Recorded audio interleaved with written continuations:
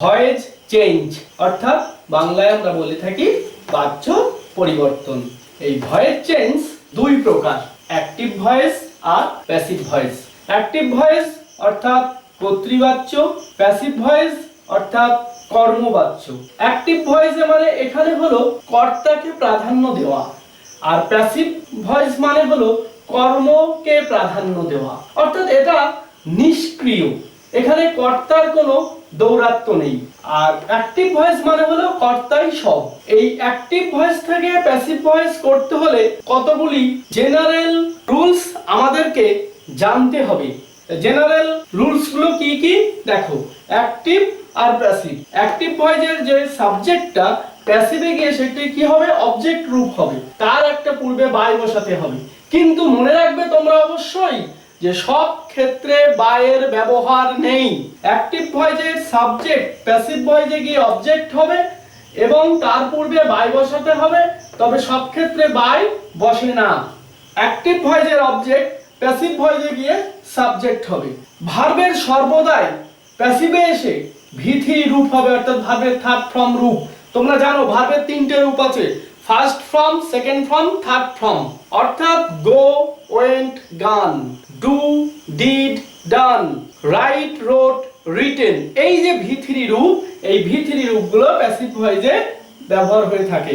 আর অবশ্যই মনে রাখতে হবে টেন্স অনুযায়ী পরিবর্তন করতে হবে। যে টেন্সে আছে ভয়েসটি, অ্যাক্টিভ ভয়েস যে টেন্সে থাকবে প্যাসিভ ভয়েসেও গিয়ে সেই টেন্সেই হবে।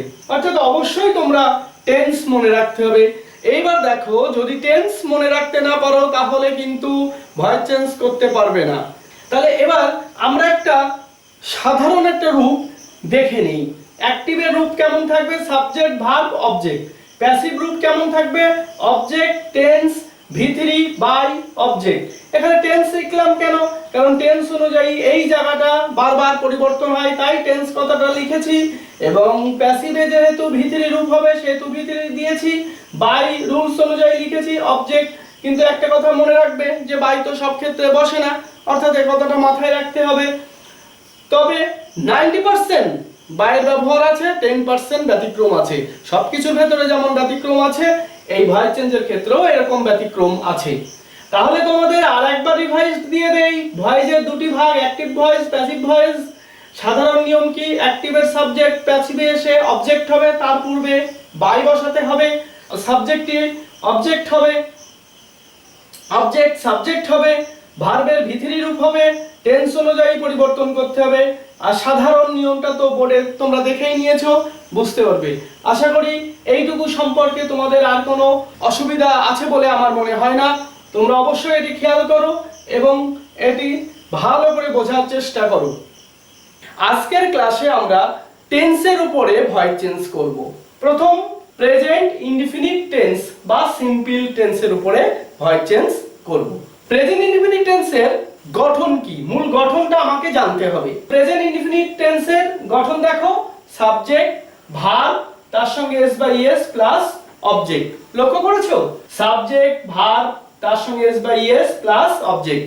এখানে একটা জিনিস লক্ষ্য করো, ভার্বের সঙ্গে এস বাই এস যুক্ত হয়েছে। তোমাদের মনে সাধারণত প্রশ্ন থাকতে পারে যে ভার্বের সঙ্গে এস বাই এস কেন যুক্ত হয় বা কখন যুক্ত হয়। ভার্বের সঙ্গে এস বাই এস তখনই যুক্ত হয় যখন কর্তা থার্ড পারসন সিঙ্গুলার নাম্বারে থাকে, কর্তা তৃতীয় পুরুষ হতে হবে এবং এক বচনে থাকতে হবে, তাহলে কিন্তু মূল ভার্বের সঙ্গে এস বাই এস যুক্ত হতে পারে। এবার দেখো এই যে গঠনটা, এই গঠনটা অ্যাক্টিভ গঠন। সাবজেক্ট ভার্বের সঙ্গে S by S plus object, এটা অ্যাক্টিভ গঠন। তার প্যাসিভ গঠন কি হবে, অবজেক্ট প্লাস অ্যামিজার প্লাস ভি3 প্লাস বাই প্লাস অবজেক্ট। লক্ষ্য করেছো? এখন দেখো এই অবজেক্টটা সাবজেক্ট হয় বলে সেই সূত্র অনুসারে কিন্তু আমি লিখেছি, অবজেক্টটা এখানে প্রথমে নিয়ে এসেছি। টেন্স অনুযায়ী প্রেজেন্ট ইনডিফিনিট টেন্সের প্যাসিভ রূপ হতে গেলে অ্যামিজারের মধ্যে একটা নিতে হবে, ব্যবহার করতে হবে।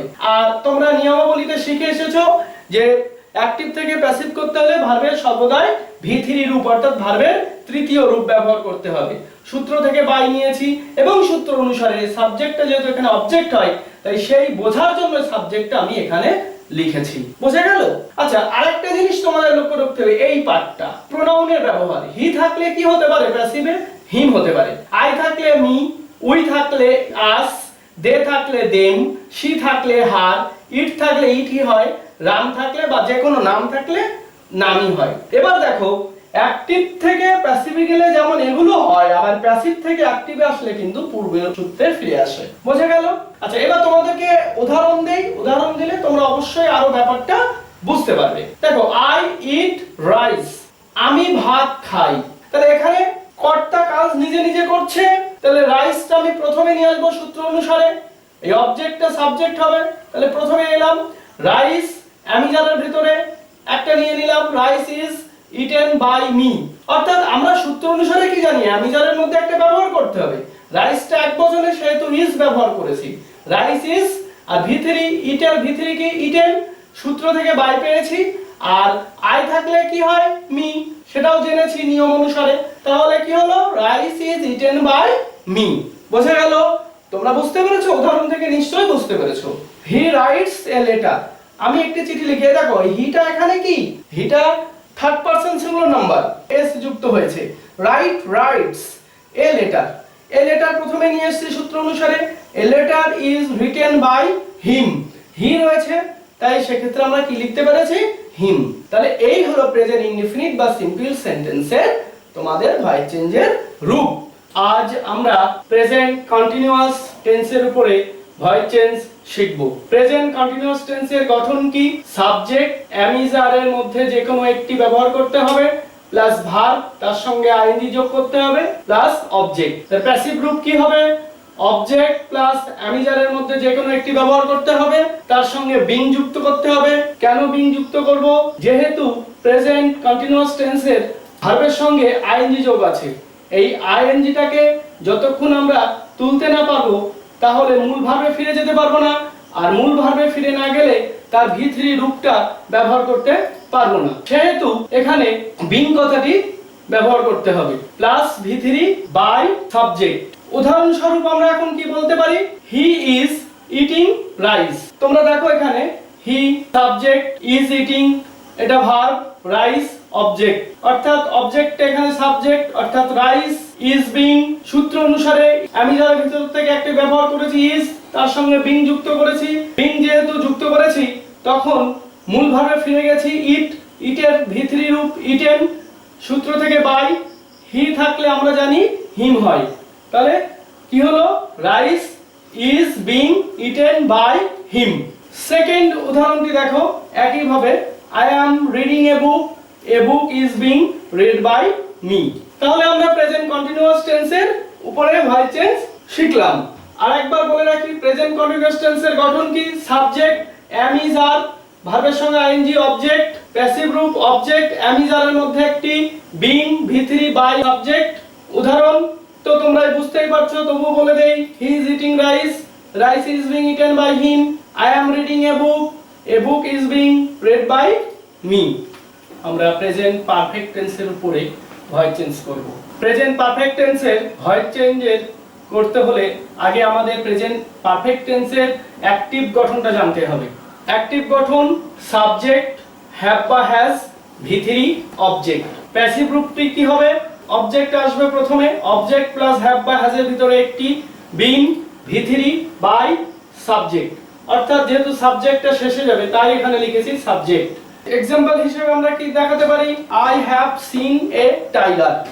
সাবজেক্ট ভার্ব অবজেক্ট, অবজেক্টটাকে সাবজেক্ট করেছি, a tiger has been, has বিনটা কোথা থেকে পেলাম, যেহেতু সূত্র থেকে নিয়েছি, সূত্রে আছে হ্যাভ বা হ্যাজ এর ভিতরে একটি, তার সঙ্গে বিন যুক্ত করতে হবে করেছি।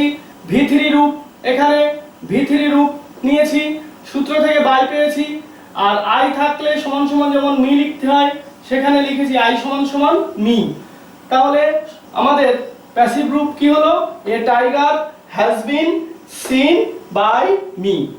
হি has told this word, this word has been told by him. একই নিয়মের উপরে করেছি, বুঝতে পেরেছো? তাহলে প্রেজেন্ট পারফেক্ট টেন্সের ভয়েস চেঞ্জের নিয়ম আশা করি তোমরা বুঝতে পেরেছো। আজ আমরা পাস্ট ইনডিফিনিট টেন্সের উপরে ভয়েস চেঞ্জ শিখব। পাস্ট ইনডিফিনিট টেন্সের গঠন হলো subject ভি2 object.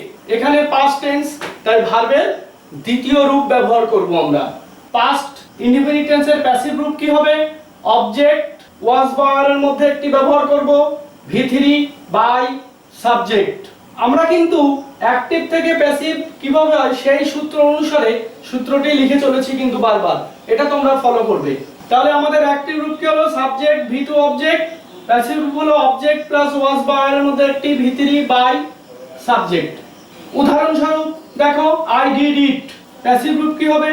It was done by me, it was done by me. Second সেন্টেন্সটি দেখো, he read the Gita, the Gita was read by him. বুঝতে পেরেছো? এটি হলো পাস্ট ইনডিফিনিট টেন্সের ভয়েস চেঞ্জের রূপ। এখন আমরা পাস্ট কন্টিনিউয়াস টেন্সের উপরে ভয়েস চেঞ্জ শিখব। পাস্ট কন্টিনিউয়াস টেন্সের গঠন জানতে হবে আগে। পাস্ট কন্টিনিউয়াসের গঠন কি? সাবজেক্ট ওয়াজ বা আর এর মধ্যে একটি ব্যবহার করব প্লাস ভার্বের সঙ্গে আইএনজি প্লাস অবজেক্ট। এটা হলো পাস্ট কন্টিনিউয়াসের গঠন। তার প্যাসিভ রূপ কি হবে? অবজেক্ট প্লাস ওয়াজ বা আর এর মধ্যে একটি ব্যবহার করব, বিং ব্যবহার করব প্লাস V3 বাই সাবজেক্ট। এখানে একটা লক্ষ্য করো, প্রেজেন্ট কন্টিনিউয়াসে যখন আমরা ভয়েস চেঞ্জ শিখেছিলাম তখন এখানে ছিল অ্যামিজার। যেহেতু আমরা পাস্ট টেন্সে চলে গেছি তাই অ্যামিজারের পাস্ট টেন্স কি? ওয়াজ বা ওয়্যার। দেখো সেম রয়েছে, এখানে বিং ব্যবহার করেছিলাম, প্রেজেন্ট কন্টিনিউয়াসে আমরা বিং ব্যবহার করেছিলাম।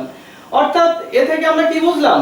যে ভার্বের সঙ্গে আইএনজি থাকলে ভয়েস চেঞ্জের সময় আমাদের কিন্তু বিং ব্যবহার করতে হবে। কন্টিনিউয়াস টেন্স মানে বিং এর ব্যবহার আসবে। ওয়াজ বা ওয়্যার ব্যবহার করলাম, তার সঙ্গে বিং ব্যবহার করলাম প্লাস V3 বাই সাবজেক্ট। বোঝা গেল? উদাহরণস্বরূপ, আই ওয়াজ রিডিং এ বুক, এখানে আমরা উত্তর কি পেলাম? A book was being read by me. Second সেন্টেন্সে দেখো, Ram was telling this story, this story was being told by Ram. তাহলে প্রেজেন্ট এবং পাস্ট এর পার্থক্যটা কিন্তু তোমরা বুঝতে পারছো।